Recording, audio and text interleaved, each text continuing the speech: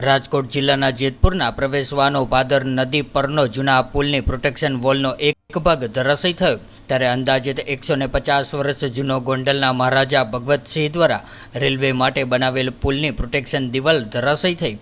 24 વર્ષ પૂર્વે રેલવે માટે નવો પુલ બનતા જૂનો પુલ હળવા વાહનો માટે ચાલુ રાખવામાં આવ્યો હતો ત્યારે સતત પડી રહેલા વરસાદને કારણે પુલ પરનો પ્રોટેક્શન વોલ એક ભાગ તૂટી પડ્યો છે ત્યારે પ્રોટેક્શન વોલનો એક ભાગ ધડામ દઈને નીચે પડતા લોકોમાં નાસભાગ મચી જવા પામી હતી ત્યારે પ્રશાસન દ્વારા સલામતીના ભાગ રૂપે પુલ ઉપર વાહન વ્યવહારની અવરજવર બંધ કરવામાં આવી।